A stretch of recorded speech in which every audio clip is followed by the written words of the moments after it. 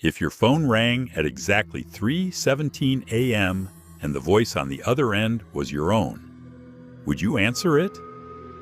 3 nights ago, I got a call from a landline that wasn't supposed to exist.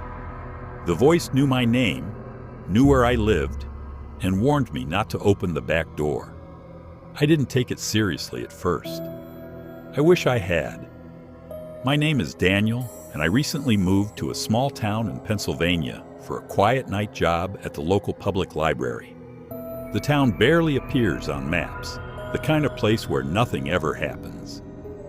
The house I rented was old and suspiciously cheap.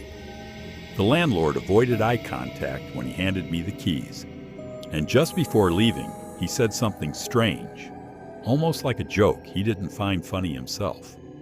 If you hear anything at night, ignore it. I laughed it off. The first night, I woke up suddenly at 3:17 a.m. to the sound of ringing. It wasn't my cell phone. It was the landline phone in the living room. The problem was, I never connected a landline. I didn't even think the line worked. The ringing was slow and deliberate, as if someone wanted to make sure I was fully awake. Against every instinct I had, I picked up the receiver. At first, there was nothing but breathing on the other end, calm and steady. Then a whisper, "Daniel, don't open the back door." My blood went cold. I hadn't told anyone in town my name yet. Before I could say a word, the line went dead. I searched the entire house. Every window was locked, the front door was secure, but the back door was slightly open, just enough to notice.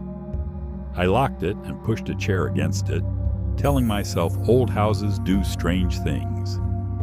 I didn't sleep at all that night. The second call came the next night, again at 3:17.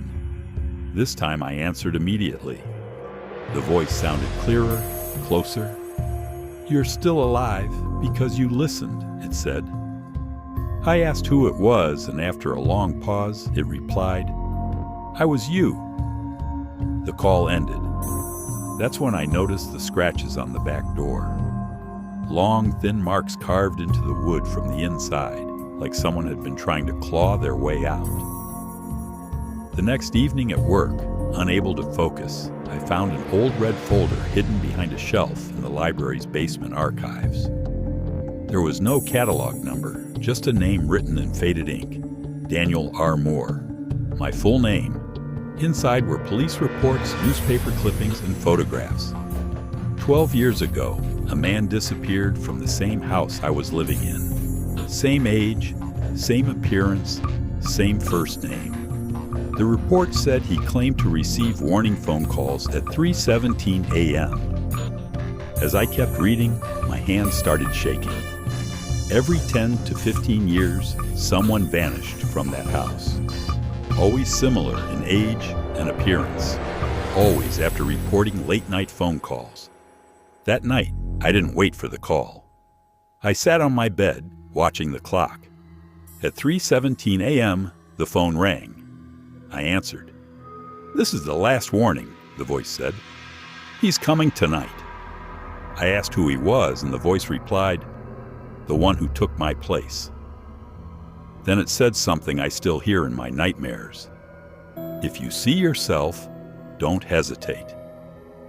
Minutes later, there was knocking at the back door. 3 slow knocks followed by the sound of scratching. I grabbed a kitchen knife and crept toward the door. Through the frosted glass, I saw a silhouette my exact height, my exact build. Then it stepped into the porch light. It was me. Same face, same scars. But the smile was wrong. Too wide, too empty. It spoke in my voice and said, "Daniel, let me in." I don't remember deciding to open the door. I only remember seeing its eyes when I did. They weren't human.